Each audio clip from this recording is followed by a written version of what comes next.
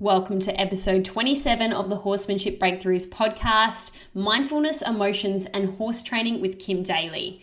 Kim Daley is a husband, father, horse trainer, and coach based in Toowoomba, Queensland.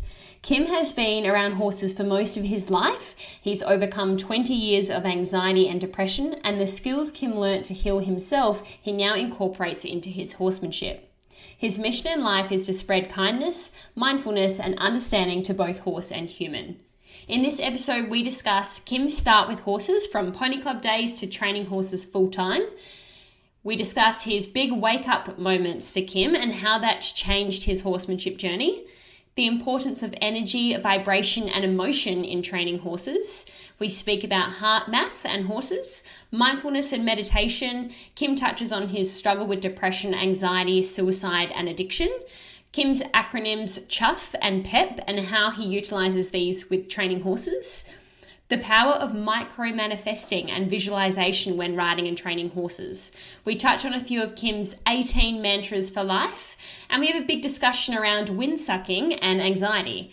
Kim speaks about the fourth F that he thinks should be added to the 3 Fs that make a happy horse, and plenty of horse and self-development names that have inspired him. And I have so much to look up after this pod. There's just so much information in here that Kim freely gives out. And we also speak about the importance of trusting your gut in horses and life, plus so much more. Kim is a humble, knowledgeable, kind, and intuitive person. When speaking with Kim, it felt like I could say anything and there would just be no judgment. He really has this safe and comfortable energy. I'm honestly surprised that he doesn't already have a larger following on social media. We had a really great chat, and I know you're going to love this episode. Welcome to the Horsemanship Breakthroughs podcast, a source for riding and training insights with the goal of helping your horse be a happy, light, and willing partner. I'm your host, Amalia Dempsey, a mainstream equestrian rider who discovered natural horsemanship, and now I help riders like you achieve connection and communication, so you can have more fun and fulfillment whilst prioritizing partnership with your horse. Want to find out my horse training philosophy? Access the free Connection and Communication mini course at amaliadempsey.com. Now sit back, relax, enjoy the show, and hit the subscribe button so you don't miss any future episodes. Welcome, Kim Daley, to the Horsemanship Breakthroughs podcast. Thank you so much for being here. Thanks, Amalia. It's been a while we've been talking, and it's a bit of an honour to actually someone to listen to me about my horsemanship. It's an honour to have you on this podcast, Kim. And before we clicked record, we were already having some awesome conversations. So I'm really excited to share everything that you've got to tell us today. So let's start with, can you tell us about your horsemanship journey to date, when you got into horses, and what has led to where you are today? Okay, I was going to do a really short version when I read this question. I thought, no, I think it's really important to get the full story to get an understanding of where I'm at now. So hopefully it's not going to be too boring. I come from a bit of a line of horsemen.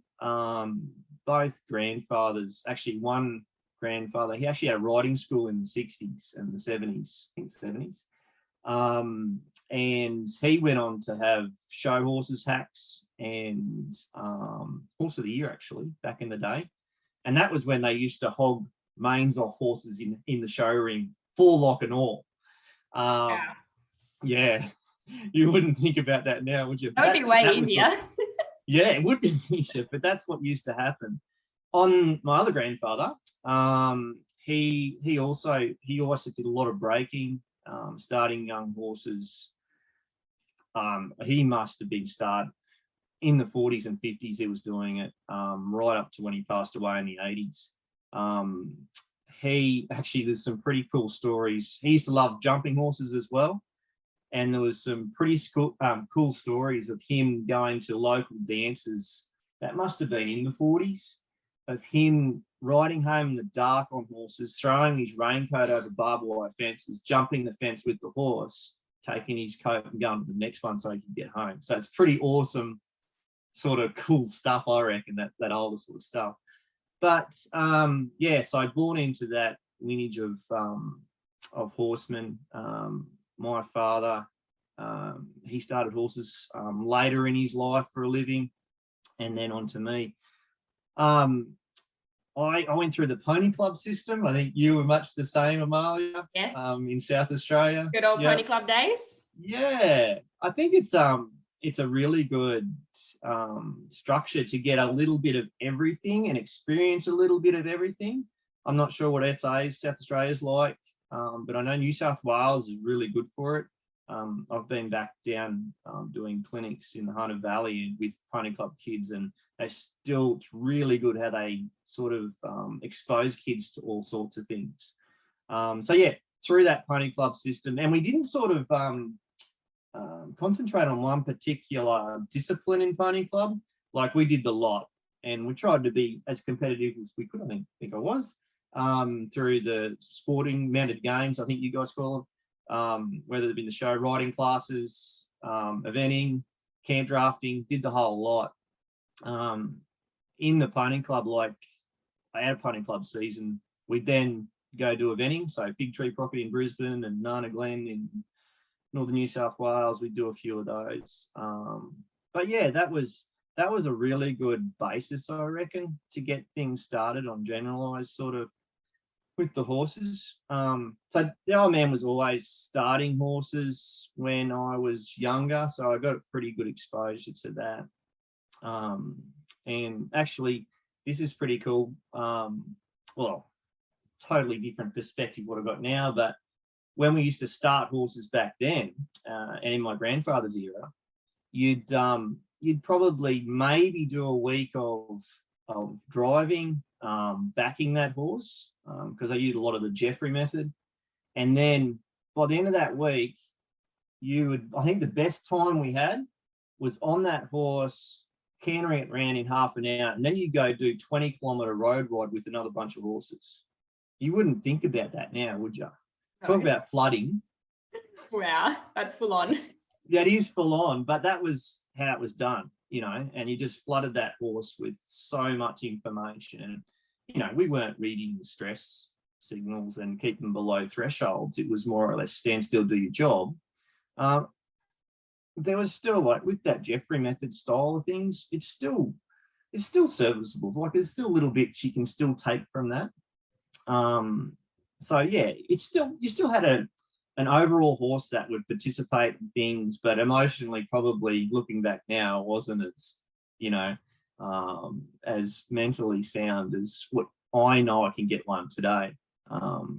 We also used to get a lot of ex-thoroughbreds out of the dogger pens and retrain them, because I don't think we ever paid over $600 for a horse. When I was, I think I paid over $1,000, over $600 when I was 21.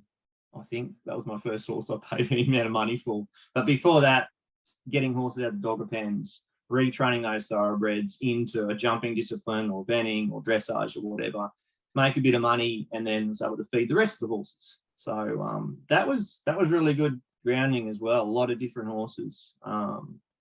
Late teens, I got into camp drafting and then stock horse shows, which I sort of carried on into my 20s.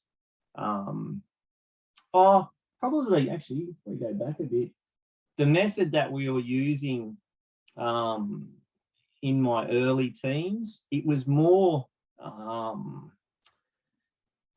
would love to find this guy's name. My grandfather bought this VHS tape, and he actually bought the VHS player to play this video back in the 80s because they didn't have one. And if anything I could compare it to, because I don't know where the tape is these days. It's been years since I've seen it, but it was a very similar system to, say, Monty Roberts with that join-up system. So that was sort of what we were using later on through my teens, and I probably used into my 20s. So yeah, stock horse shows right up to then, and I went full time training horses for the public in 2015. So I'm now 41, and yeah, that system that I started off with using all that collaborative information from all those years when I started out, but things have changed massively now. Some huge wake up moments with learning about myself. So that's how I've got to where I am to my horsemanship now. I think it must have been, I tried to check the dates. Karen said it was early 2019. Actually, I'll go back from that. I think I said to you, I had some pretty life-changing moments I battled with anxiety and depression pretty severely and suicide for the last 20 years. And that had already been learning what I'd learned through trying to self-heal myself. My horsemanship started to change around that 15 anyway, 2015, 16, definitely huge changes. A lot more empathy. And I wanted the horses to be content, not just disciplined into, that's your job, do it. I don't really care how you feel like, what you feel like. I wanted them to be happy with the things that I was asking them to do, and having more of a level playing field in the relationship. And then, like I said, the huge moment was breaking my leg. That was in 2009, early 2019. I reckon that was the massive change that I made in my horsemanship. It was looking back. It's easy to look back. Everyone looks back on injuries, don't they? And go, or an incident with a horse, and go, oh, that's right, I did this to make the horse do that. And this is exactly the same. It was ego, literally ego. I had a client with I think he was just shy of 17 hands, warm blood, 7-year-old, hadn't been started, had never had his feet picked up. And ego was like, yeah, no worries, I can do that. I've worked with some pretty rank horses and no problems. I think we were 2 weeks in, and it was really slow going with him. And I probably wasn't in the zone, what I call the zone. I wasn't completely present at the time, and I went to put a headstall on him. So my hand goes over his neck, with the rope headstall. Went to put it on. He got a fright, and he took off to the side. And my daughter was there, and she's seen the whole thing happen. And I was picked up in the air like I was a rag doll, And my mind set in as in ego, as in, come here, stay with me, hold him, as opposed to letting him go. That swung me around into a steel post and broke both bones in my leg. Oh my gosh. So it was ego. It was definitely ego. It's easy to look back now in hindsight. But then laid out there on the ground for an hour before the ambulance got there, ended up with compartment syndrome. So that's where blood, you probably know from your medical background that, starvation of blood, had to go in that night and get a rod put in. But it didn't hurt. That was the crazy bit. Like, I rang 000, like the emergency call, and I was speaking just like I'm speaking to you. But yeah, it was insane. But that huge turning point, there was some big changes in how I had to heal mentally and physically after that. Sometimes I think it can take those huge moments to make the best changes. And that's taken me down a road of really understanding my emotions, being able to manipulate my mindset, being able to retrain my subconscious, and therefore have my conscious a lot better without it straying. So a lot of mindfulness, if you want to sum that up. Hopefully that wasn't too long of an answer for that one. Oh, that's great. Thank you. I think that gives us a really nice background as to how you've ended up where you are now. Yeah. That's incredible. And yes, I was similar growing up in the pony club scene and having like a mixed bag of things that I was playing with. Like I remember it was novelties one weekend, so that week I'd just be working on novelties, and then the next week with dressage. So suddenly I'd just be trying to get my horse on the bit as a 12-year-old. But I'm so grateful for that, because it was such a broad experience. And, you know, sure, there's probably better ways you could set up a child for training horses eventually, but I'm really grateful for Pony Club days. And I think it's awesome that you come from a long line of horsemen. That's really cool. So it's basically in your blood. Yeah. Do you think having that really broad range in your experience definitely, like with everything, made you a better rider? That's for sure, right? 100%. And I had a pony who, she was sort of the pony that no one else wanted, because she would bolt. Yeah, she would bolt, and because I was so desperate to ride, I was like, I'll ride her, and I was a beginner, and I just played with her, worked with her, became friends with her, and sure, I wasn't that skilled, but I made it work because I really loved horses, and I'm actually so grateful for that. But then again, I'm like, I wouldn't really recommend a young rider to have a horse that bolts. I think, I don't know whether you come up across this situation, but I think, I hate making a judgment on this, but a lot of parents want that horse just to be programmed for everything to happen perfectly every weekend, when having those struggles, the learning that can happen from those struggles, whether it be that bolting pony or that shut down pony that can't get going, the skills that can be learnt from those things is just awesome. You can't replace that experience at all. 100%. And I think that probably kick-started my addiction to learning about horses, because I bump into problems regularly and be like, how do I solve this? And mum and dad couldn't really afford to give me too many lessons, so it was kind of problem solving. But anyway, this podcast is about you. Actually, just on that, with that, I reckon it's really important and for people to have struggles with their horses. I mean, there's science behind that too, with sailing through life without the struggles is just, it's not healthy, actually. You get the dopamine hits from the struggles. I brag about my son. He doesn't ride now, but he's 16. But he started only riding when he might have been 12. But all he had to ride was start young horses that had been started on a saddle for 3 weeks. The guy could ride, like he can still ride, and I can still put him on a trainer and he'll ride that horse exactly how I like it. And just because he had the tricky ones. So I think that's a really important thing, is to be resilient and stick with those tricky horses, because they can show you so much. Absolutely. And kind of be thankful for those struggles and challenges. Yeah. As much as I hate it when I come across a problem and I'm frustrated, I'm like, how do I fix this? A part of me is like, this is good, Amalia. You know, you're about to grow. You're about to learn something, and I have to remind myself every time now. And that helps to get me out of that place of frustration, because I go, this is a good thing.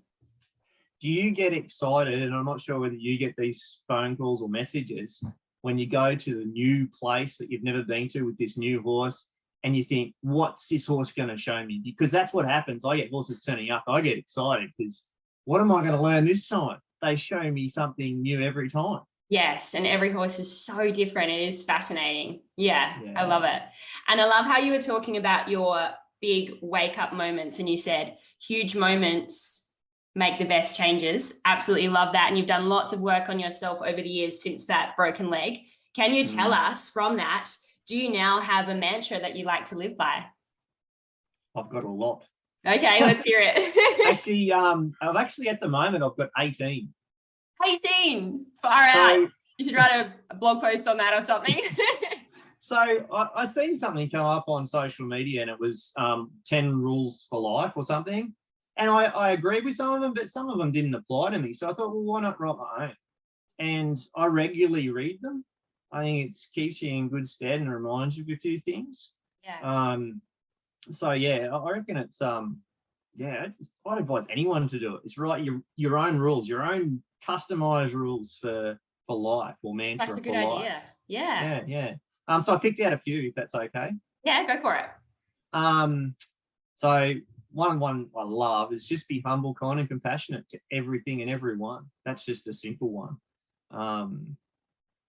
Another one is, it is what it is. That's just cool. Like, you know, sometimes you just got to say that, whether you've gone at the end of a session with the horse and things didn't turn out the way you wanted. It is what it is. Yes. Simple as that. I feel like that's such an Aussie thing to say. Yeah. I think that's a TikTok trend for a while. I think, I don't know whether you're on TikTok. Not really. I've dabbled, but I haven't committed. Yeah, it was a trend for a while, and people have disaster situations in videos, and it is what it is. So, but it's true. I think another one is gratitude is a superpower. Yeah, that's a pretty cool one. And one of the ones I'm constantly working at, one of the mantras that I'm constantly working at, live a life free of judgment of others, free of judgment of yourself, and free of judgment of your horse.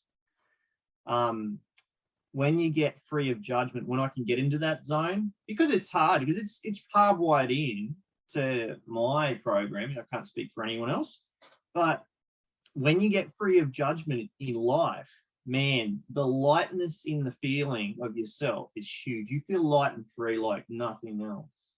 I think judgment's a funny thing. I talk about this sometimes to people, and I think I'm judging the horse industry by saying this, but if you went out to dinner and you found another horse person, what's the first thing they say? They say, "What do you do with your horses?" Oh gosh, I struggle to answer that one. So what my answer is now is I love them. That's my comeback. Yes, I'm still in that.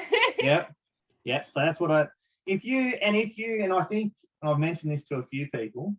So if you had two 9-year-old girls in the classroom and they first meet each other, they don't ask what they do with their horses. They're going to ask the horse's name. They're going to, oh, what color is he? Oh, that's beautiful. So the purity of that, I reckon, should be taken on. There's no judgment of that. In that. It's like, I want to know how beautiful your horse is. And I think when you take that judgment, say, I don't know, let's put us in this scenario of play. If we're judging each other, I go, oh, she's one of those dressage riders. And you'd go, oh, he's one of them hick cowboys. And automatically there's a judgment as soon as you mention what discipline you're in.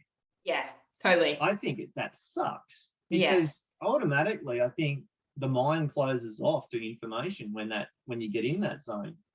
So yeah, that's judgment. I reckon that makes it so light and free. Yeah. Cool. And you've got 18 mantras in total.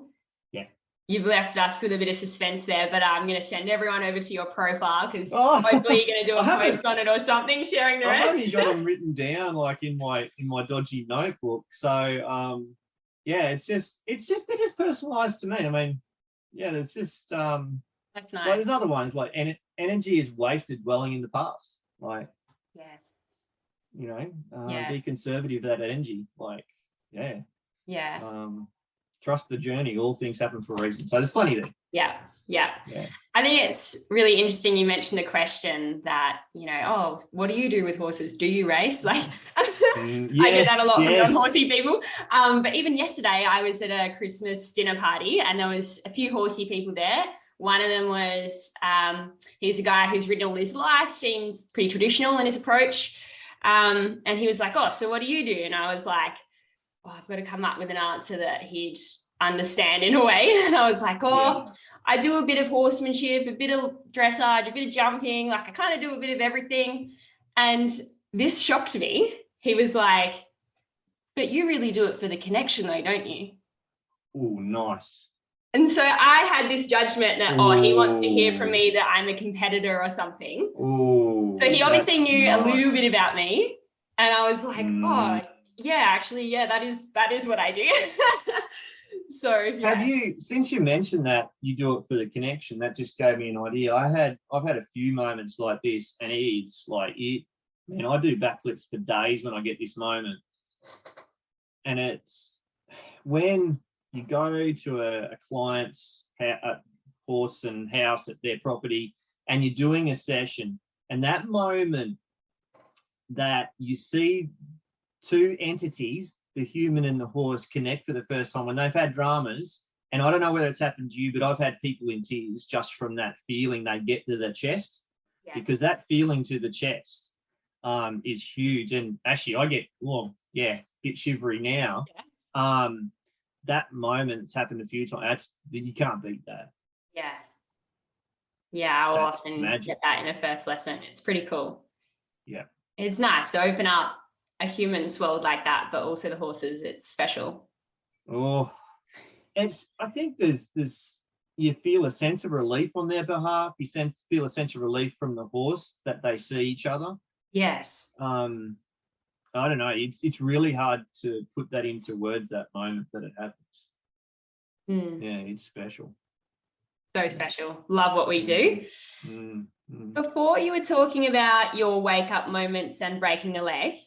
And my next question is, and maybe that was the moment, but what has been your biggest horsemanship or horse training breakthrough to date? There's a few there that I thought of when you sent through those questions, and definitely that breaking of the leg was the mechanism for it to happen. But I think, just understanding my emotions, that was the catalyst. But understanding how my emotions work and how that then affects my vibration, how that makes me feel. Because as an Aussie bloke, you program to not cry, to sit down, shut up, be quiet, don't show it. And you really don't get, if you're not feeling it, you don't understand how all that emotion works. It really just traps you in a box. And it's the same, actually, it's scary too. When you start feeling stuff for the first time, man, it's frightening. Like the sensations and the feeling. And I relate this back to shut down horses. And I suppose on that, shut down horses sometimes are better left alone. I had this thing when I started down this emotional track is, let's free all these shut down horses. But to be honest, for their sake, and sometimes in the sake of their human, that human might be on a bit of their journey that they're not ready for that, to be able to cope with opening horse up that can start feeling stuff. So you might have a horse that's down the trail and he's been good all down the trail, and when you start opening a conversation where he has freedom in that conversation to tell you he's not happy, he might start shying down the trail and he's never done it, or he might start biting at you when you start putting the saddle on. Sometimes it'll left in the box, those shut down horses, because it is a scary thing. When I started feeling stuff, proper scary. But yeah, understanding those emotions was a big breakthrough. The tapping into the energy side of things has been really, really cool. Once I started tapping into that, I've got some really cool stories. So it was actually a bit frightening to start off with as well. So I'm feeling the emotion, feeling the sensations about whether it be anxiety and the sensation.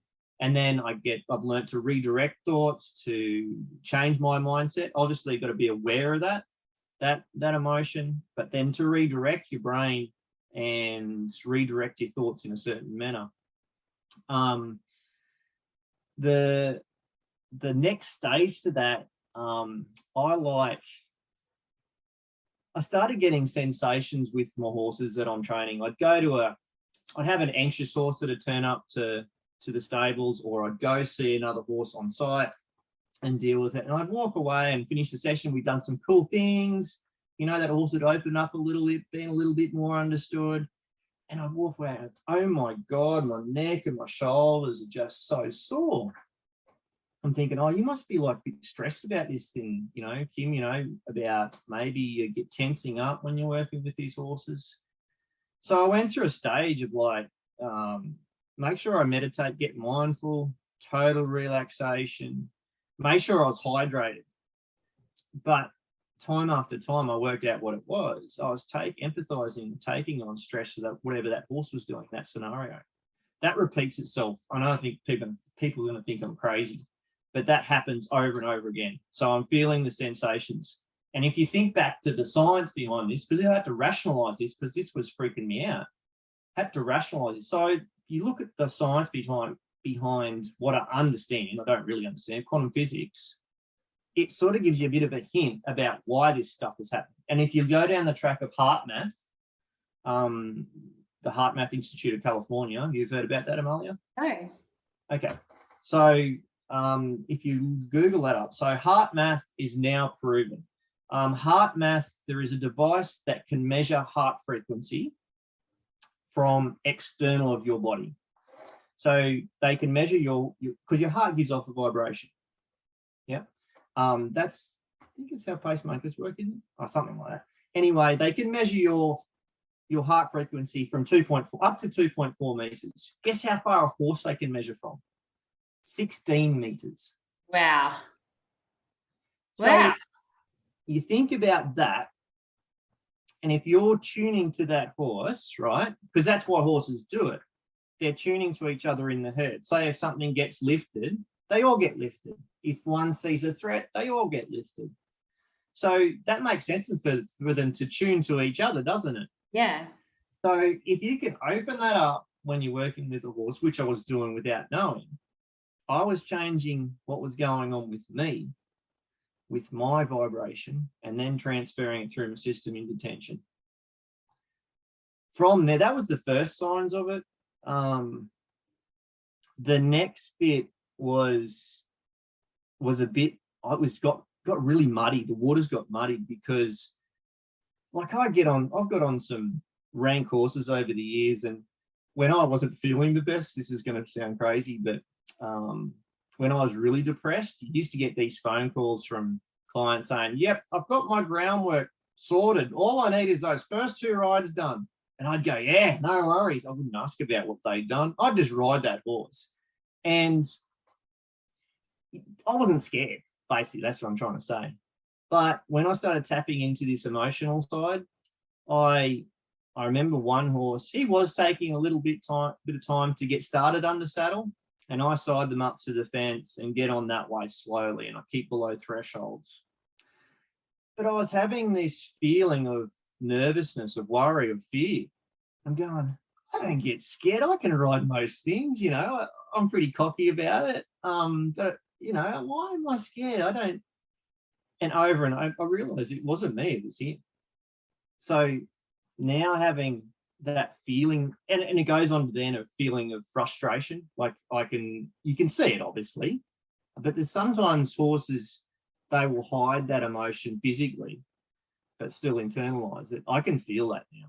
And it's not something exclusive to me. Everyone can do this. So tapping into that emotional, that energy side of things has been cool, but it's really muddied things up. It makes things murky, as in to understand whether it's me or is it them. But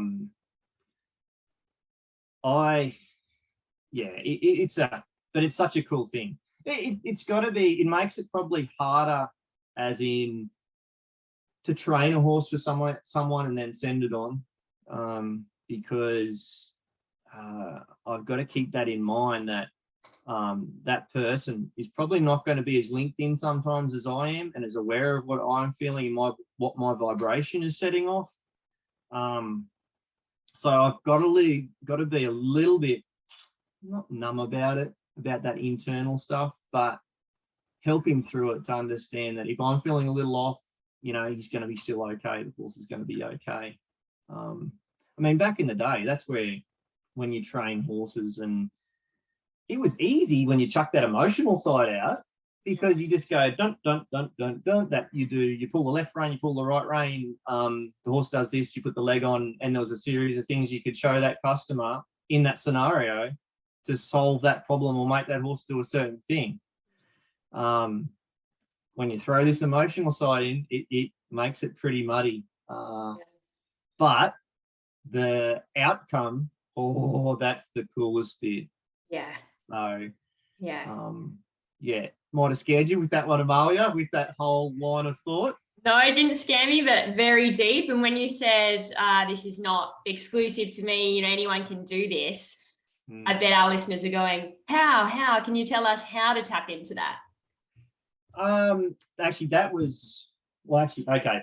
I'll go into one thing I try to do. It's really hard sometimes to get into it.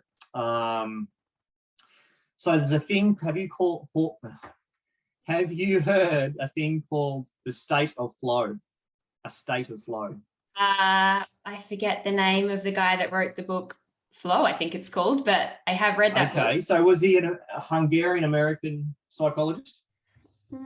What's his name? I know he's got a really tricky weird last name. Yeah, Mihai. Yeah. That's the one. Yeah. Yes, I have heard of this flow state. Yes. Yeah, so the flow state, you know the benefits of the flow state with dopamine. Getting in that state of flow, where you don't realize time passes, you're just as present as you can be. That's what Buddhism tries to teach you, is to be in that absolute zone. With that state of flow, you're usually doing a task. So I try to get in that state of flow. It's very hard to get in sometimes, that state of flow, but I'm working continually to try to make it like a tap response, like turn it on, turn it off, turn it on, turn it off. Mm-hmm. But you don't feel like that with horses when you're working with them? Yeah, but I reckon there's degrees to it. Yeah, okay. Yeah. So there's definitely degrees to it. Like I don't realise the time's happening, but there's that real end state, I reckon, where it's like all just smooth. Yeah. And there's no abrasion to the emotion. Mm-hmm. It's not abrasive, it's flowy through the emotion. You don't feel. Yeah, the highest rate of learning that I get out when it happens with horses is when there's no abrasiveness of feeling, there's no frustration in the feeling, there's no remorse, resentment. It's just him and me, and that's the optimum. But yeah, you're right. Yeah, I feel that generally, but I reckon there's degrees to that state of flow. Yeah, definitely. That's been one of my books that you asked me. Kerry Lake, that's an awesome book. So she is an animal communicator. Have you heard of Kerry? No. Kerry Lake's cool. Her book's really cool. Yeah, so Kerry Lake, what is her book's name? Oh, I can't remember. Oh, yeah, Listen Like a Horse. Listen Like a Horse. So it's a good title too, isn't it? Yeah. So those things sort of have been the biggest breakthroughs for me. Before that, it was very, regimented programming. It's still like you'd call it back in the day. What I used to do was natural horsemanship, like, lead rope work, left, right, making move his feet this way or that way. And you don't have to do it in an aggressive way, like there's a high energy. You can still do it low.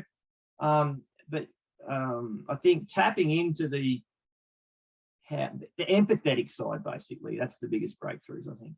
Yeah. So, but yeah, definitely the leg was the catalyst for all that. And anxiety and depression. So yeah, learning that about anxiety and depression. So definitely the whole to get things moving with that. So yeah. I feel like we've got a taste of your horsemanship or horse training approach already from what you've said, but could you summarize it for us? Yeah, I try. This is a really hard question. Yeah. You've obviously asked yourself the same question, and did you find it really difficult? Yeah, it's like, how do you summarize everything you do with horses in one sentence? Yeah. So Amy Skinner, have you heard of Amy Skinner in the States? Yes. Yeah. Yeah, so she had an awesome post the other day, and I stole this from her. I'm a professional experimenter. Did you see that? I didn't see it, no, but I like it. That's what she described herself as, a professional experimenter. And I thought that was a great description. And if you look at horsemanship's an art, isn't it? So if it's an art, you've got to be creative through your art. So that's where the experimentation, the creativity in your horsemanship can come. So I do a lot of that's ongoing. I like to experiment all the time. And I think on this low, slow, keeping below threshold, you can really experiment without anything going wrong. If you're in that higher zone going above thresholds, you probably get yourself into dramas. But keeping below thresholds, you can experiment as much as you like. It's not going to be a drama. I use a lot of mindfulness and meditation with my horses. And I mean, meditation, if you look up the definition of meditation, all it is focusing on one particular activity or one particular thing at a certain time for a certain, and being able to draw that focus back to that same thing. That's all meditation is. I use this sort of analogy of like awareness, and then you got awareness of a situation with the horses. So whether it be the saddle, like you've got a saddling going, which is a lot of the time that I get through, horses will check out of the situation. They'll be cribbing on rails. They'll be looking off at the distance. They'll be looking at anything bar what's happening at that particular time. And that's putting the saddle on, because it's easier. It feels better if you check out. And humans are the same. Sometimes ignoring what's going on in your life and looking outside the box and not actually looking at really what's in front of you is easier. Yeah. I want to get that, when I get that awareness of that situation, I want to get relaxation through that. And when you can start getting relaxation, I'm imagining the science of chemicals in the brain are happening, the whole body, that you're not in that sympathetic zone. And I find then acceptance just flows on. So I definitely like getting, my holy grail is the yawn with everything. If you look up the research on that, it's pretty sketchy, the research on yawning with horses. But time and time again, that yawn gets me to the next level quick. So I always go, blinky blinks, get more frequent, eye changes, skin changes, ear changes, licks changes. You'll see the long lick after you've probably seen that, the long lick, and then the yawn happens. Yeah. You can feel the yawn coming on. Yeah. Pardon? You can feel the yawn coming on. Like, yeah. I'll often, I guess, impress my students because I'm like, oh, she's about to yawn. And then they're like, how did you know that? And I'm like, well, actually, you can kind of feel it. Yes. Yeah, cool. And I think probably too, you're probably not, I don't know whether you're aware or not, but you are reading the physical, but I'm thinking that you're probably reading the vibration as well as much as the physical. Perhaps, because sometimes, without knowing it. Sorry to interrupt you, but sometimes I'll just have an inkling that they've got an itch somewhere.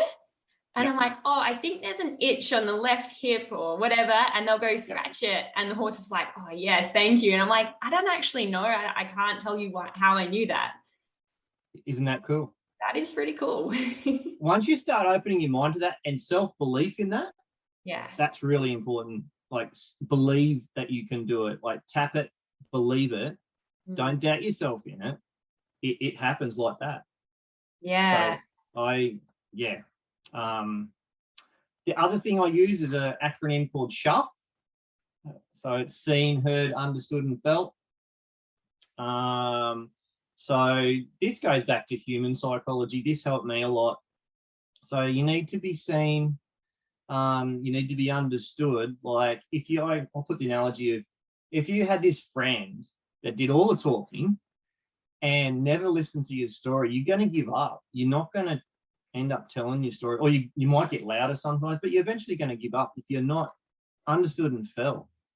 So if you put that into the horse scenario, if a horse isn't feeling seen, heard, understood, and felt, that must be an awful feeling. Yeah. No wonder you get horses internalize emotions a lot and shut down and give up. And then if you look at the give up thing, imagine what the repercussions would be with a discipline you're doing, like whether it be expressive in your dressage moves or whatever. So Shuff, I love it. That's an important one I do. I do a lot of liberty. Actually, I make sure every horse gets some sort of liberty that comes to me.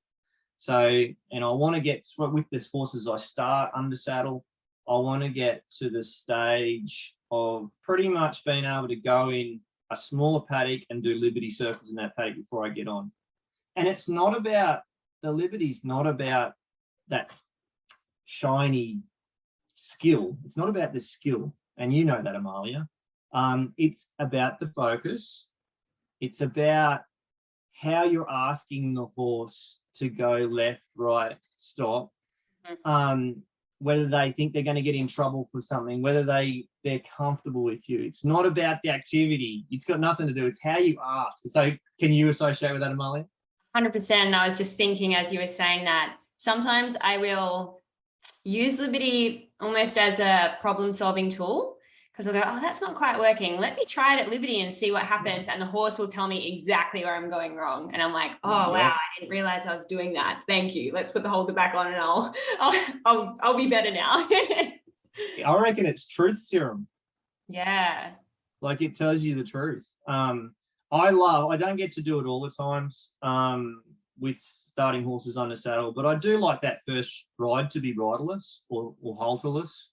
It's generally always with the halter on first ride, but there's some horses you just can't do it. Like, it's just that flight response is too big. So I like to bend them to a stop because you're in no man's land sometimes on those first rides. Yeah. You got to look after yourself as well with the potential. Yeah. Well, no, I don't. It's not about me. It's about them. I don't want to hit threshold and not be able to keep below threshold. Yeah. If you get into that, because you are committed. Once you're on, you're committed. It's not like, So keeping below threshold. And if I did get into a scenario where things are going to go AWOL, I'll just bend to a stop and step off as soon as I can and start again.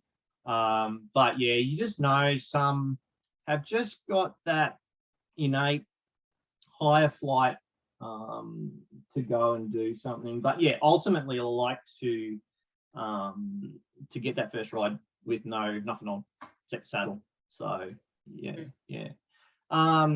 I use other little things, something I'm working on developing at the moment. I like my acronyms, called PEP. So it's positive energy projection. So this goes on to what I call micro manifesting and macro manifesting.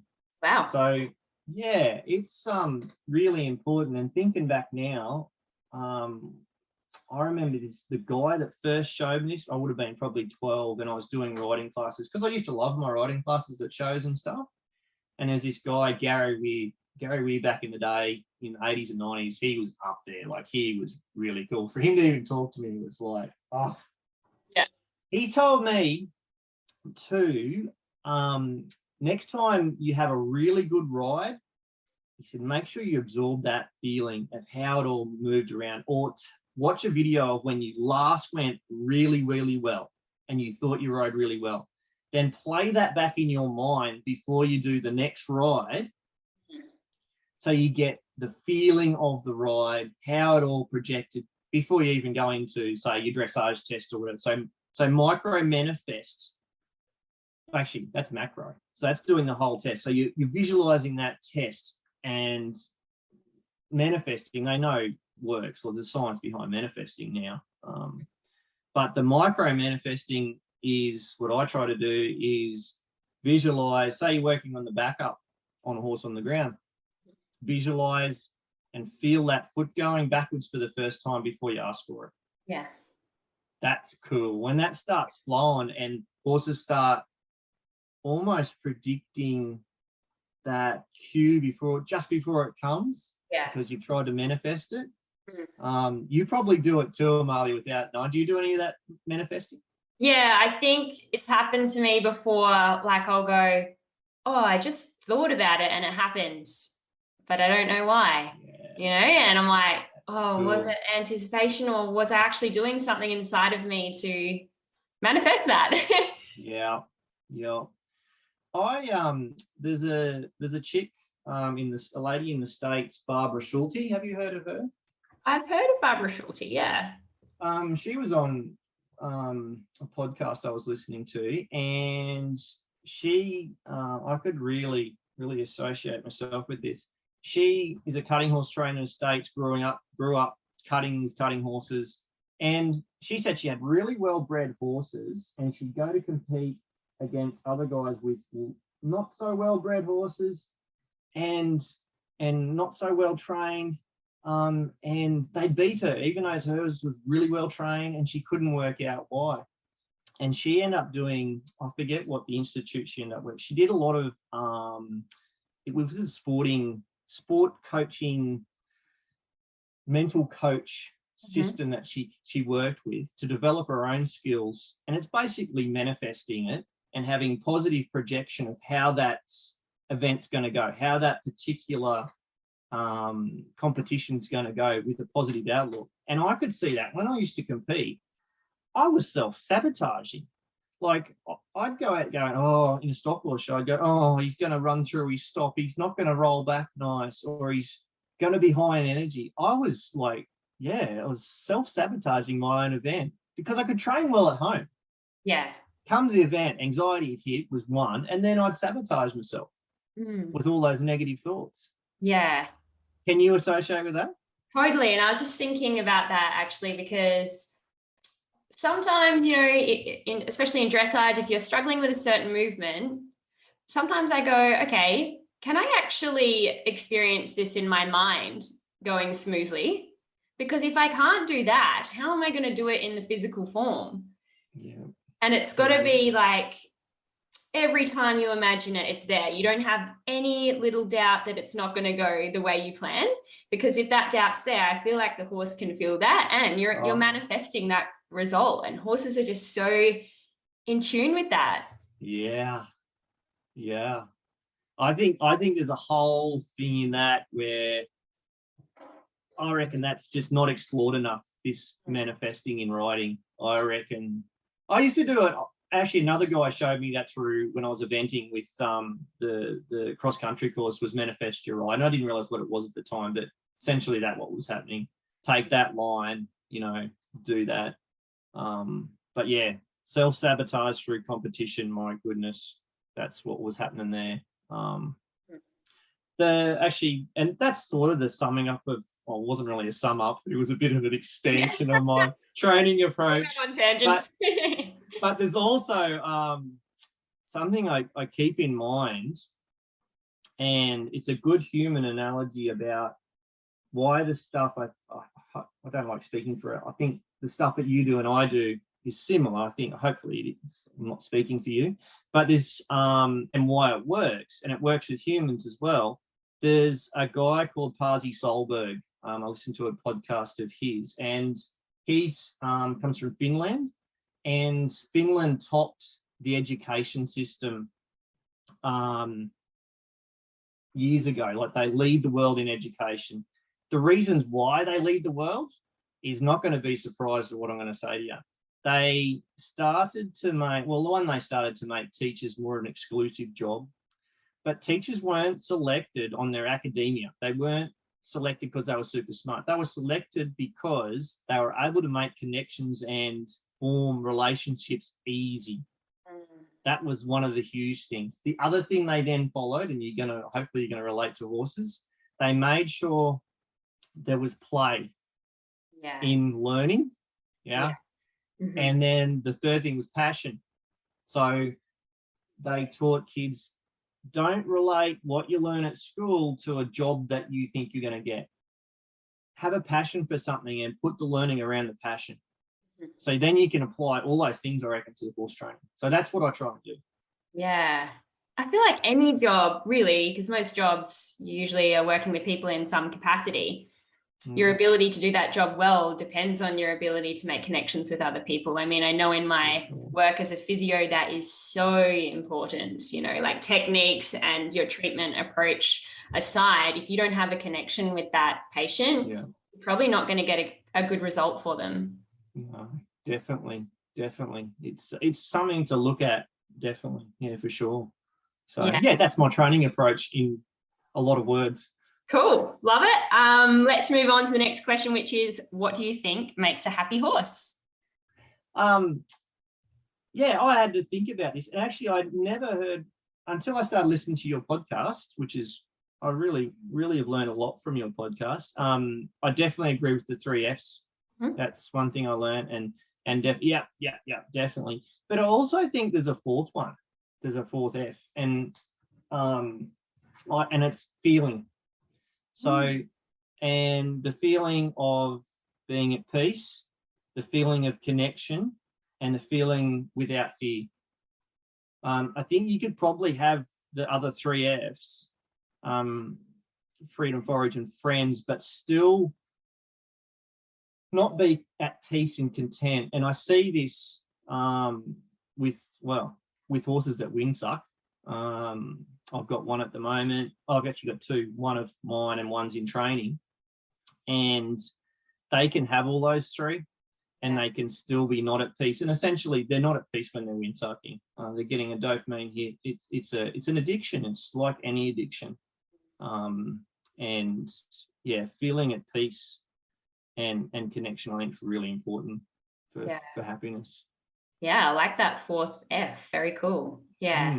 I've got a windsucker, actually. He's retired. And he has some medical conditions. And I wonder whether sometimes, I've gone through phases of putting a collar on and then taking it off because I feel like it's a coping mechanism, and then putting it back on because he has actually colicked before. But he's in good condition. But I think it's a coping mechanism for him for his pain. Yep. He's probably not sound enough to really do a whole lot with. I think I've done as much as I can to help him with his anxiety around humans. So, yeah, I've heard different things on windsucking. Some people say that other horses can learn it, but my other 2 horses have not learnt to windsuck from him, even though they're paddocks with him all the time. Yeah. Definitely, that's out. That's been disproven now. Yeah, and he's got friends and forage and freedom, so he's got those basic needs satisfied. But perhaps it's the pain that's keeping him windsucking. I definitely agree with you. I think it's probably it's very customized to how that horse feels and what that horse has gone through. I'm assuming thoroughbred. Yes, he's thoroughbred. Yeah, I think the rates, there's only like 2% of the rest of the horse population outside thoroughbreds that windsuck. Yeah. So it's huge. I forget what the stats were, but it's very close to thoroughbreds being pretty much the only ones. I'm down to about 50% with Andy. Like it's probably reduced by an easy 50%. Purely through his mindfulness, and he yawns the most I've ever seen any horse yawns on our sessions. If I don't keep up the sessions, his windsucking goes up. Oh wow. Yep. His windsucking tendencies go up. Well, they were worse. He was having a lot of trouble with herd envy. So other geldings would turn up to the property, and his mares that he goes in the paddock with, he'd be worried about the other geldings being close. He's over that now. So that we've got over that little hurdle. But there's a series of things he'll use as a coping mechanism to windsuck. The other guy that turned up a month ago, I was really excited to get another windsucker. That sounds really weird, doesn't it? Yeah. Most people are don't bring me a windsucker. Yeah. I find the behaviour fascinating. Yeah. Yeah. And he's only after the first week, I took the collar off, and he's only had one day I put the collar back on. That's how that meditation that comes in. He's liking it.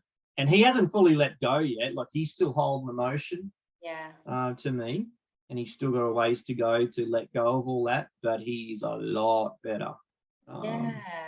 So, it's fascinating, that behaviour, though. Yeah, it really is. And sometimes I wonder as well, when it's such an ingrained habit and addiction, whether even if you do address those anxieties, whether it still becomes a habit. And the reason why I mention that is because someone I know is a smoker, and he tells me that he does that because he's stressed, right? But then we were on holiday where there was no stress and he continued to smoke, and I was like, but I thought you did the smoking for stress. Like, we're on holidays, aren't you relaxed? And he was sort of like, oh, yeah, I don't really know. And I'm just like, that is interesting. I wonder if that's related to windsucking.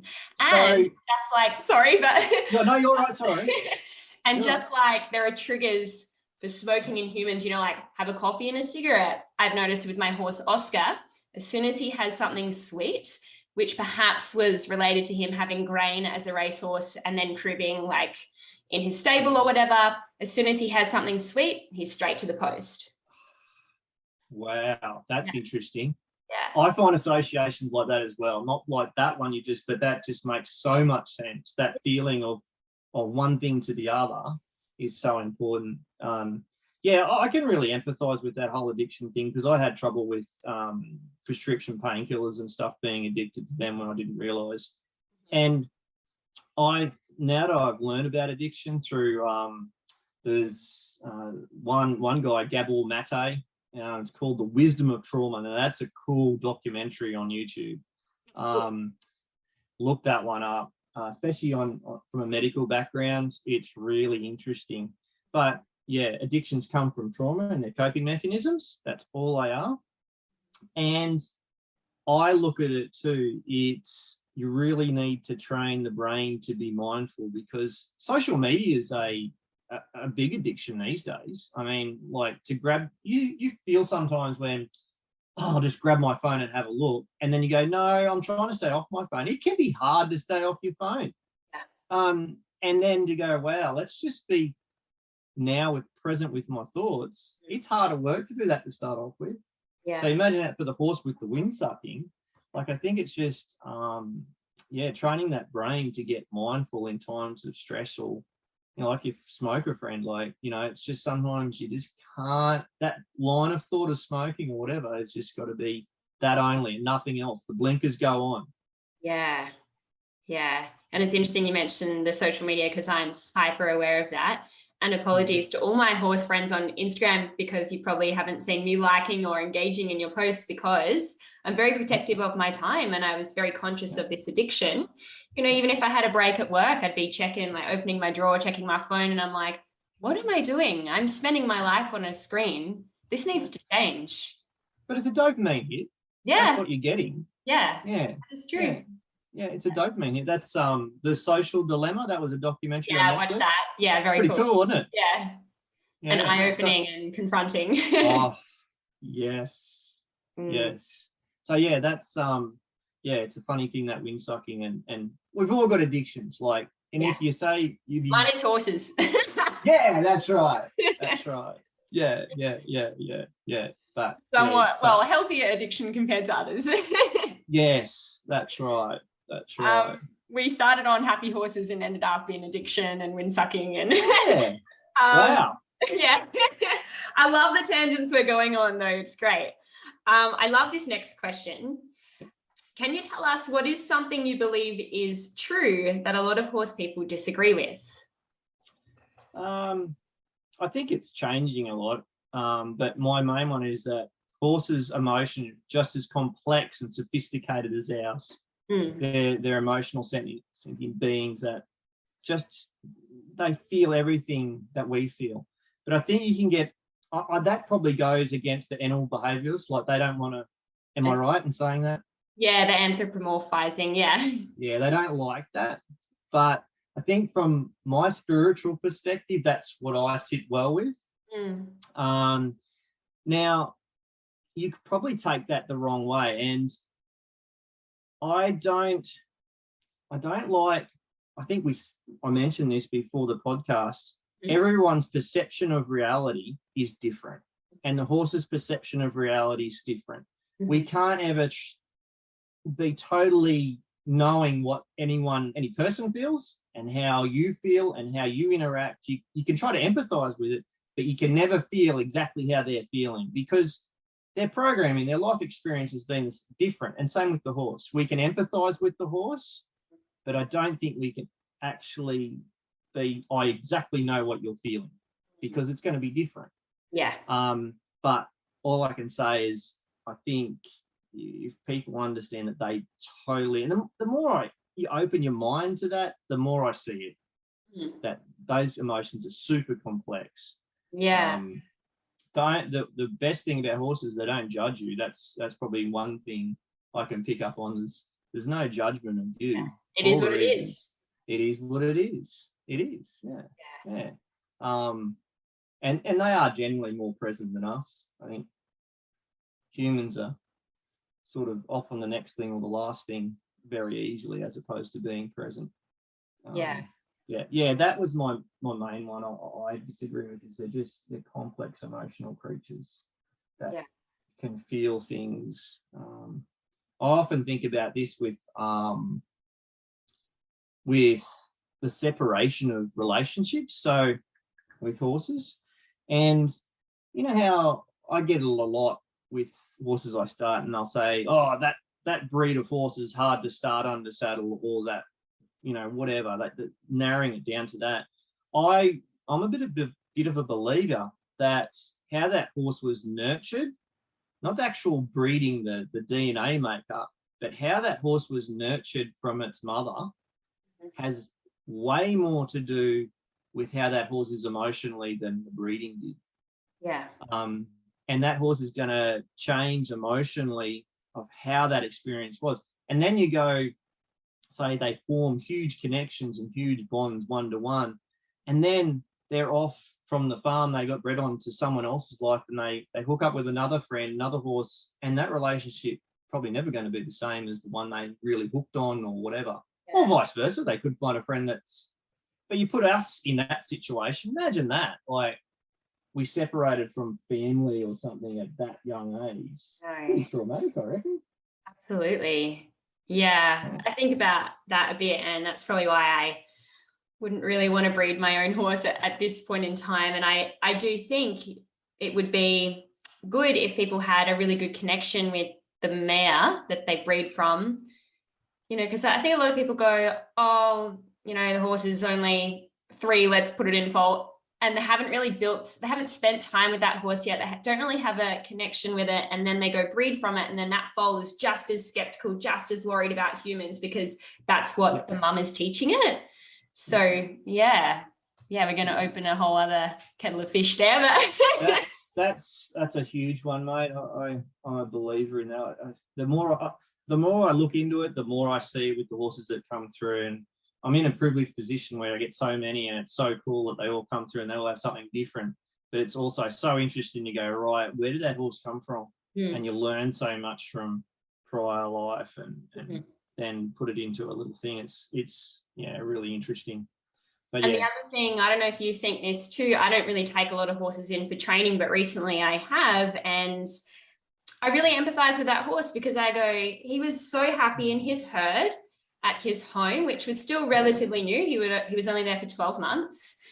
And now I'm going to take him out of his herd into a new herd, and with different training, a different schedule, a different environment, that's going to be stressful for that horse. Like, even if he's, you know, a good trooper and, you know, seems to from the outside cope with it, there's still going to be something that's going on the inside for that horse. Oh, no doubt, mate. Exactly. I love that you brought that up. That's so true. And well, that's the way I feel as well. Definitely. Yeah. It's hard to then accommodate that in the scenario that I have. Like, I'd love to chuck them all in a herd like customers' horses, but the risk of a client horse being there under training and getting hurt, it's just too high when you're throwing new horses all the time. Yeah. So I have it in a situation where they are close all the time with other horses side by side in, trying to get that forage, the freedom and the friends. But you're right, coming out of one scenario into the next and then back again. Yeah. Wow. Yeah. Full on what horses go through for us. That's why I love what you do with your mini courses and stuff, getting people to do it themselves. And I'm really trying to encourage people to do that. I'm probably doing myself out of business, but I'm trying to go more coaching, which I still do. Yeah. But what you do, I think, is really important for people to learn. And it's way more fun. They get to see and experience it. Exactly. And I think we'll always have a business, if you want to say, for people who start horses under saddle, because I do think that is a pretty specialized area and you need to be pretty skilled and knowledgeable to do that successfully. But I do honestly believe everyone needs to learn this stuff themselves with their own horse, because it's not a case of me teaching your horse or you teaching the horse and then we're good for life. It's that person needs to make changes to have that connection that they really want with their horse and to have that deeper understanding. But you can't skip that. You have to learn that yourself. Yeah, no doubt. Absolutely true. Yeah. Yes, and yes. Yeah, because I love working with horses, and often I've gone, oh, maybe I'll just take horses on for training, and then I'll spend all my days with horses. But then I go, future pace, and I'm like, oh, actually, I don't know if that's going to help, because then when I return the horse, they might have the same problems or have worse treatment or whatever happens after me, I can't control. So if I can kind of control what the human is doing through teaching them, then that horse hopefully has a better life forever. That's my theory anyway. I definitely, like back in the day, you'd be the fix-it guy through training. Like that's easy. Like the fix-it guy is good. And you can look impressive too. I didn't realize I was fixing a lot of the things I caused, and it looks impressive, but it is definitely, I try to integrate a lot more of client horse now. Like we spend so much more time hopefully doing that. Cool. But yeah, it's a tricky balance. I definitely want to train less horses and get more on coaching. But it's easy for me to, what you do is really cool. I admire what you do, because your website and your mini courses are so good, and I can't imagine how much work goes in. But it's easy for me to just keep on taking trainers, and horses to train, because it's just easy and you get in the routine of doing that. Yeah. But overall, it's a good thing to do what you do. That's for sure. Thank you. Maybe you should get on board. Maybe I your should. own courses. One day. It'd be cool, even like just throwing ideas out there. When you train a horse, you have, like, I'm sure you do transition kind of lessons, but then like send them away with a course to support them with their first like foundational rides. That's what we have integrated now. That's cool. Yeah. It's just getting, I think the biggest drama, I think it's time with people. Like people are so busy these days with work and things, and to spend as much time as I do with horses, like, and you know what it's like, if you're waiting, keep them below thresholds for one, and then waiting for emotional letdowns. Man, some days you've got nothing done. You spend an hour with that horse. Well, you think you've got nothing done physically, but emotionally you've got there. But who's got an hour a day, for clients? And I think that's what sometimes it's hard for people then to go on sometimes, is to keep consistent, a couple of times a week with your sessions for that hour. And then I think it must get frustrating too for them to then, and I really empathize with this, they just want to get out and compete, or I just want to go on a trail ride and just experience it. It must be really frustrating when there's little things they've got to work to get to that next stage where they want to. So it must be hard as well. Yeah, I can definitely relate to that. And I think you can, because I'm hyper aware of how my horses feel. And, some days I'd say I probably do go over a threshold sometimes, and then it's never. Oh, we all do. Be kind to yourself. We all do. Yeah. And then I reflect on it. I'm like, oh yeah, I really probably should have spent the time, that first point where they showed me they were worried, but I just kept on going. So yeah. And then I think in a competition environment, or even at the forest or beach or whatever, there is going to be lots of opportunity for that horse to go over threshold. So yeah, it's impossible to say that you never go over threshold. It's just impossible to say that. You have to be some sort of absolute whiz to keep it on. Oh, I don't know. But you're right. It's I think it's being, when you do it, and this is what I try to do, is be kind to myself. I think, okay, you feel really bad when that does happen, like you said. When you do go over threshold, that poor horse or whatever. But I think being kind to yourself and go, wow, amazing, I recognize that I went over threshold. That's the cool thing. So draw on that. Okay, now how are we going to change it? Because you could really just dwell on that, I think, sometimes. Yeah, for sure. Yeah. I'd love to know from you, if you could have dinner with any 3 horse people, dead or alive, who would it be and why, and what would you ask them? Bill Key. Have you heard of Bill Key? You're coming out with heaps of names today. Well, you come out with heaps of names when I listen to different episodes that I've never heard of and I research. So have you heard the story of Jim Key, the horse? No. So jump on YouTube and look up Jim Key. It is the coolest story. They say it will become a movie eventually. Yeah. So they say Jim Key was the smartest horse that ever lived. Bill Key trained Jim Key. Bill Key is he was a African American. He was adopted by some wealthy people, and he just had a knack for horses. And he ended up, this was through the Civil War, American Civil War. This is his time. And he ended up later in life getting this horse that was bred to race, but wasn't fast enough, Jim Key. And Jim Key actually toured the country, and he was so clever that he had so many people down. He actually went against, he could spell, he could give change, so he could work out change from a cash register. He actually went in a spelling bee against 6th graders and could spell just as well and as quick as 6th graders this horse could. So mind-blowing. And then there was other stuff like, he had, and this goes back to the emotion of horses. They know that he actually had a sense of humor, this horse as well. Like he was, when there were skeptics, they put journalists in there, and Jim would do some sort of funny trick with them to put them off or whatever. It's an amazing story. Check it out. So Bill Key, I'd love to know. And apparently he used to sleep with his horse, like in the stable. So that's one guy. Kelly Wilson from New Zealand, purely because she's traveled the world seeing so many different types of wild horses, and getting that close with her photography and then observing all that behavior, man, I reckon she would have so much info about horse herd behavior that then I could really draw on. She's cool. And she's almost on that freedom-based training line. I love that freedom-based training. So yeah, Kelly Wilson. And then of course, Heath Harris. Have you heard of Heath Harris? No.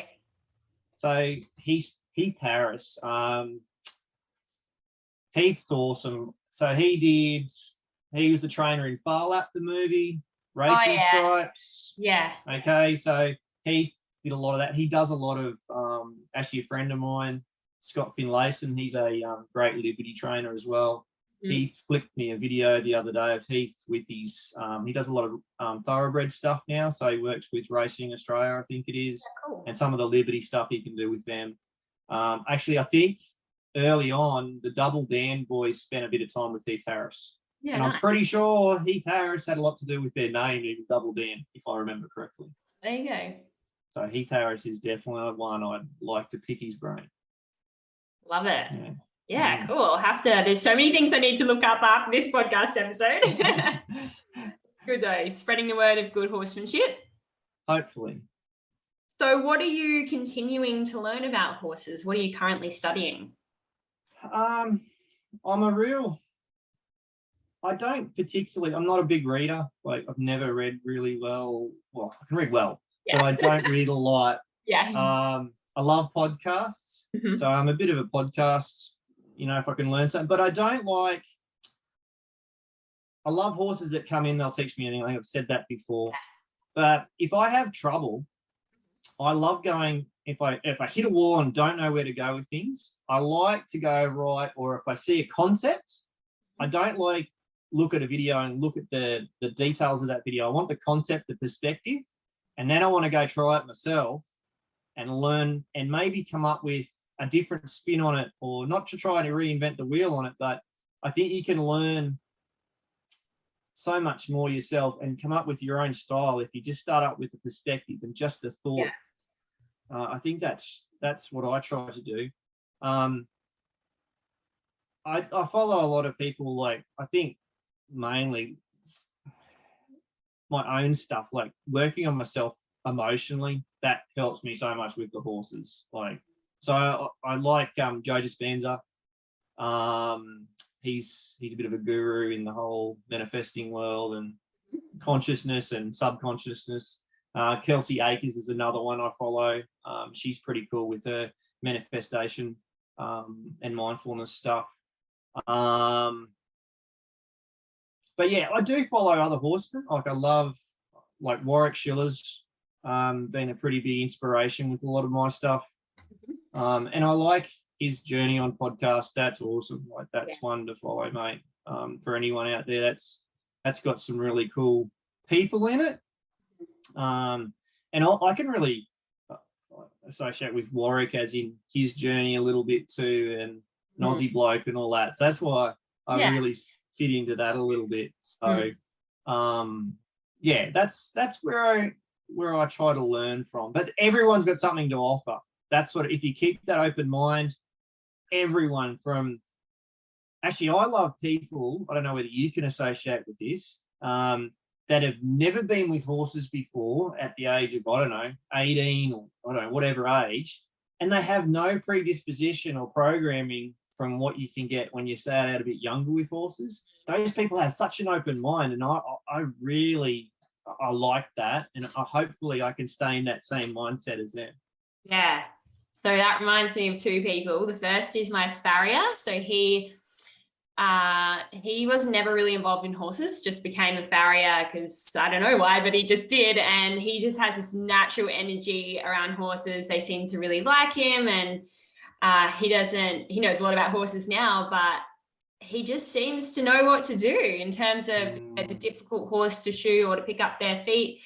He's pretty calm and relaxed, and he doesn't believe in punishing horses or being, really firm with them, because he just thinks that they're not comfortable with their feet being lifted up or whatever it might be. So it reminds me of him when you were talking about that. And the second one is my non-horsey husband, who I've interviewed on the podcast. That was fantastic. Yeah. Because he just has the best training advice. Like, it's just absolute common sense. And I think what it does is it just gets me out of that headspace of over-analyzing and with those layers of stuff that I've learned. Sometimes that can be a burden and you're not seeing things clearly. So sometimes I'll ask the non-horsey husband for advice, and it's surprisingly good. I think that outside perspective, and I've said to you before in messages, my wife is the same. She's non-horsey, and it's great to hear her perspective. And it's funny, I'll come home and, that horse didn't go so well this afternoon. I had to really work hard under saddle to work through some emotions. And she said, well, how much groundwork did you do, Kim? I like that. That's so and good. She'll be right. Yeah. So yeah. Yeah. I just realized I missed out a question on the list. So hopefully I'm not just going to spring this on you. But before, you were talking about, when we're talking about happy horses, the feeling of peace, connection, and without fear. Now, on the podcast, you may have heard me talking about positive versus negative reinforcement, because there seems to be a little bit of a debate around which one is better or whatever. I wondered if you had any perspective on that. Yeah, actually, it's only something's come to light with knowing that it had tags. I didn't know it had tags, and probably till a couple of years ago that there was such thing as positive and negative, and it was all just, that's the way things worked for me, because that's all I knew, because I'm in my little bubble sometimes, I think, and I don't.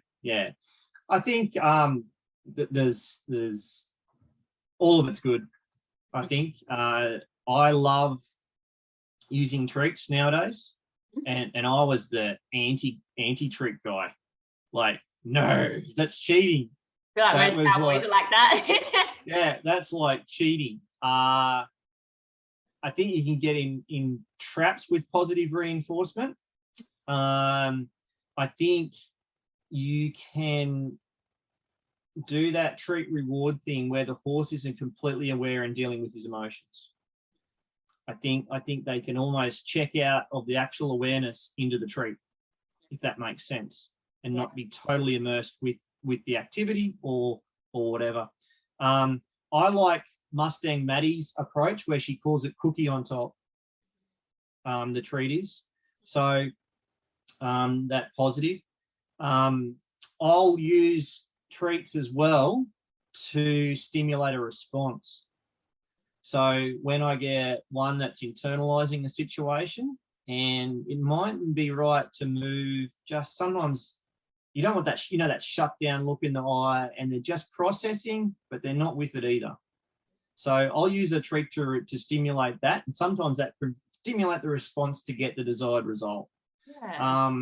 I don't use treats for everything. I have struggled with horses coming to me that are being clicker trained before under saddle, and then they just get expectation of treats. And that obviously can be from how that horse has been clicker trained. Obviously, how you do things is very important, and narrowing it down to say that's this or that's not very good either. Yeah. I definitely use pressure on release. That's for sure. It's very different how I used it years ago. Yeah. Not that I ever used to punish horses or really get up horses, but the way I use that now, I use it very empathetically, and I do a thing called negotiating the no. So negotiating the no, and I'll customize to what that horse is going to do later in life, or whether it's going to a client, whether it's my horse. And negotiating the no is just like, I see that you're worried about that. Can we just do this little bit, and then we'll go do something you like? Yeah. So negotiate the no. And that could be taking into all sorts of things. So this morning, Andy's, my thoroughbred, we're working on our separation anxiety.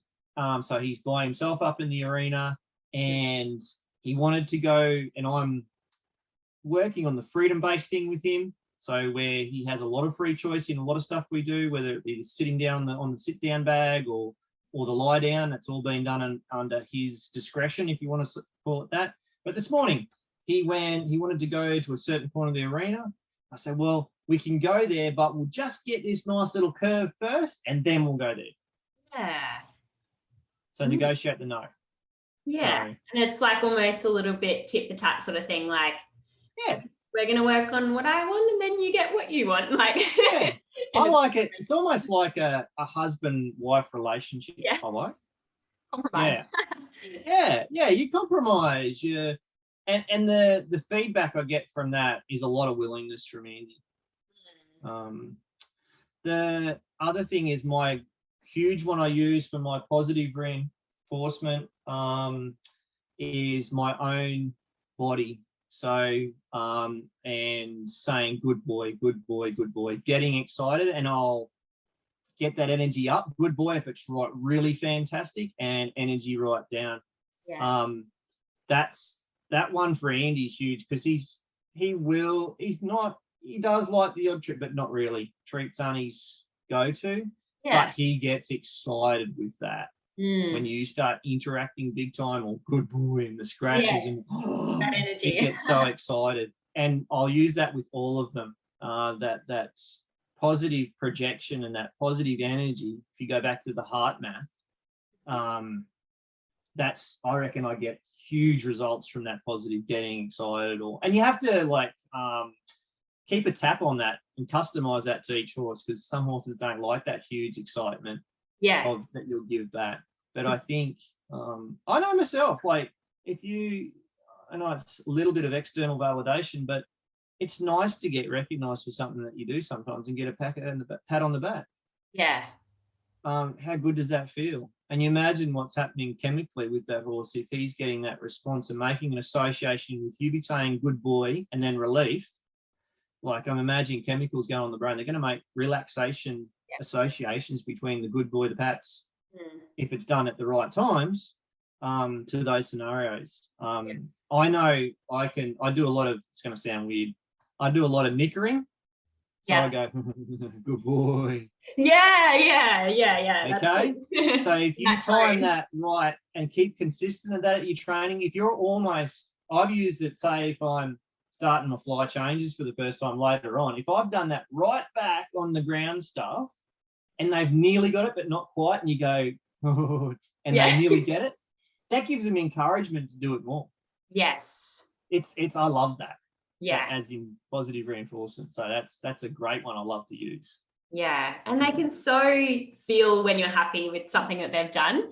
And I kind of relate it back to, if you're in an exercise class and you're working hard and, it's not always fun doing something physically difficult, right?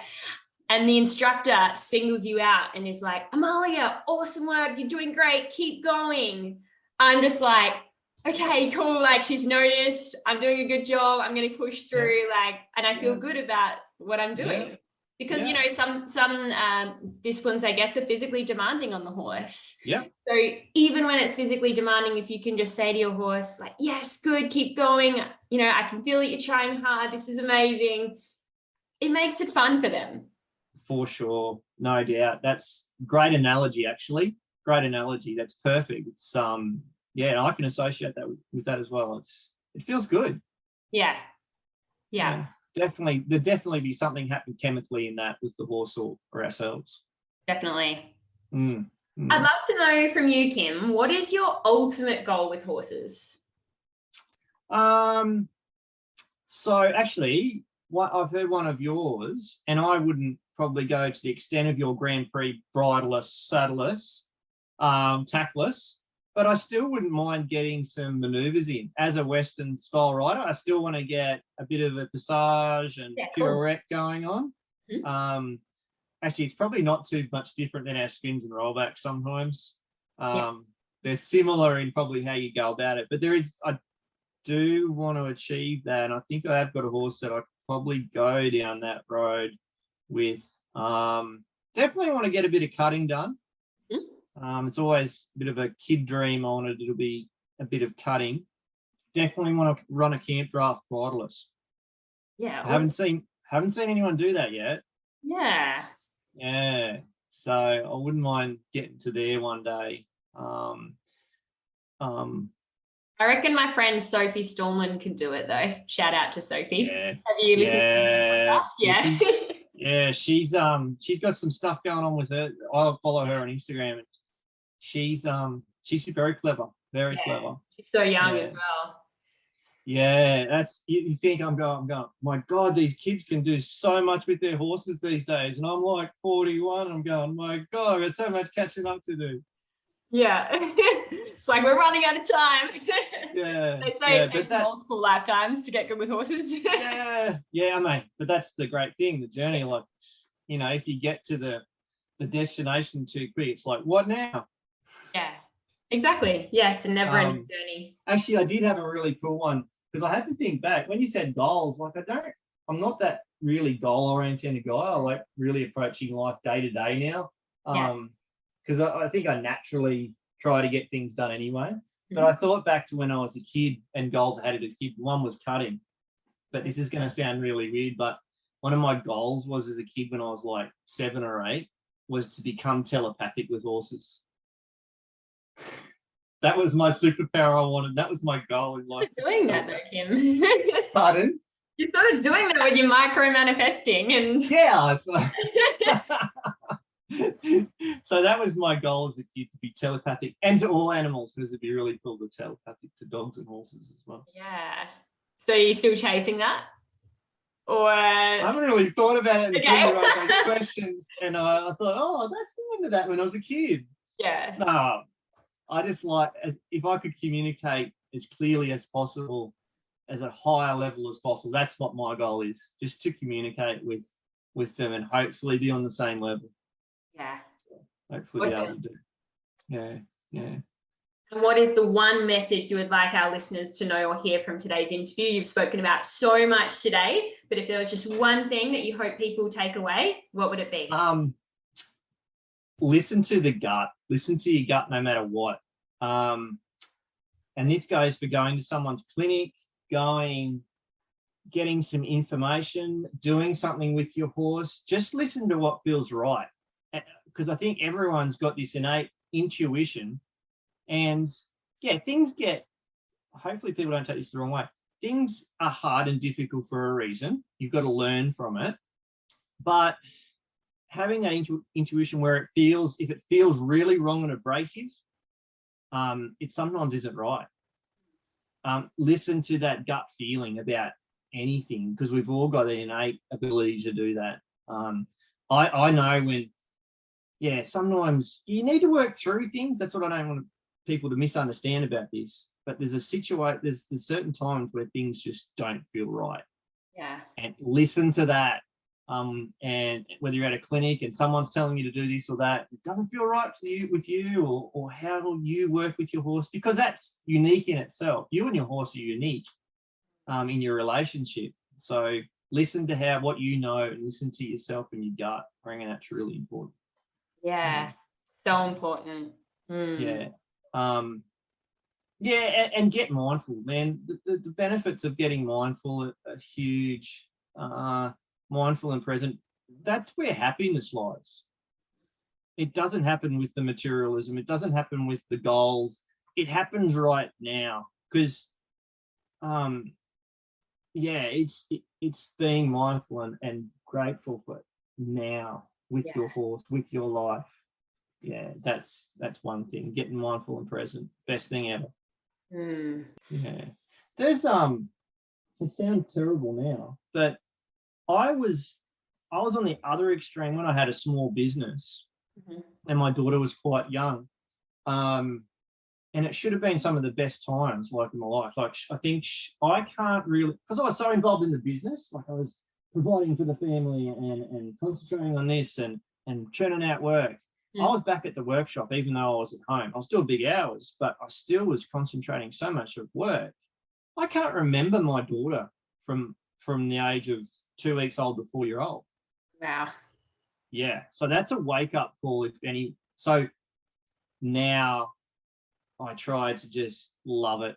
And I do. It's the relationship and the connection with son and daughter, my son and my daughter, because you can miss. So imagine that, okay, if you don't have kids with your horses, if you're constantly thinking down the track, when I'm going to get my, I don't know, your prelim test done for the first time or whatever, and not enjoying that experience right now, not feeling the breeze on your face, the sun on your back, not enjoying that smell of that horse. That's where the happiness lies. It doesn't happen down at that dressage test or whatever. It happens right then and now, connected. Yeah, so I was only actually talking to someone the other day about that smelling of your horse's neck, like burying your face in their neck and just sniffing. And I think us horse people, like other animals, you don't, well, I don't sniff my dogs, like, but horses have this smell that's just, it's just the best. And I think everyone should go home and go to your horse and sniff your horse and just be grateful that they're in your lives and that you get to do that, because they're just amazing creatures. Yeah. And that gets you in the present. Yes, it does, because it taps into those senses. Actually, there was a great article in Horse Steels magazine recently, and they actually had a mindfulness article in there. That's cool. And it was really cool. And I try to do a lot of the activities in that, and be mindful when you're cleaning your stables. Be mindful.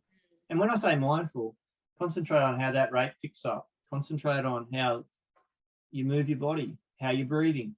Yeah. Because I'm a very routine sort of guy.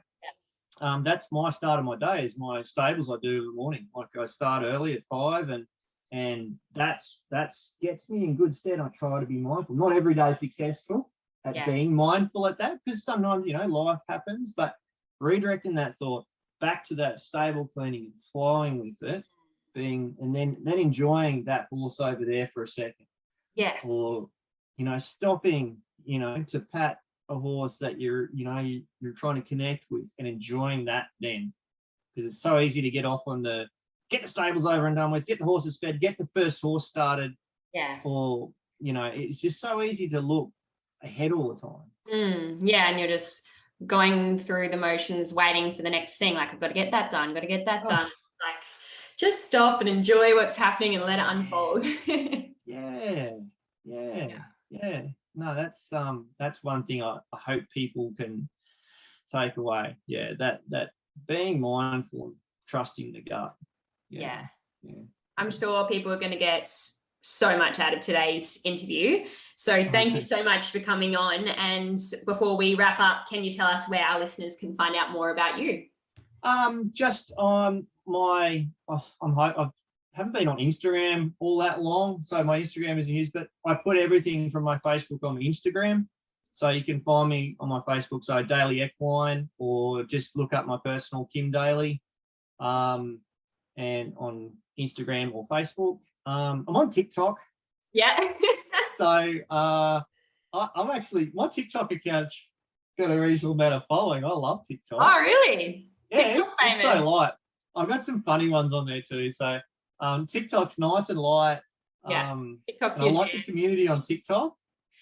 But yeah, the Facebook one, yeah, I'm always on there. And I try to throw stuff on there that might help people inspire a perspective or an idea, or try to keep in mind. But if anyone wants to know anything like that, I like people sending me, I've got a problem with this, and I'll try to have a horse there that I can do a little demo or a little bit of an idea that could help people. I love when people comment and say that. So yeah. Awesome. I think that's how I found you on Instagram, and I was watching you and I was like, this guy is like the horsemanship world's best kept secret. Like, how do they not know about him? So that's a bit flattering. So thank you so much for being on the podcast. It's been amazing. We've been speaking for a while, so people are going to get a lot out of today. Privileged to be here, mate. I've really, I look forward to doing it, and it's been an absolute honour to actually being able to get my information out there, and I truly thank you for giving me the opportunity to do that. What you're doing is really cool, mate. Don't underestimate what you do, and with your podcast and what you do, trying to get great information out there.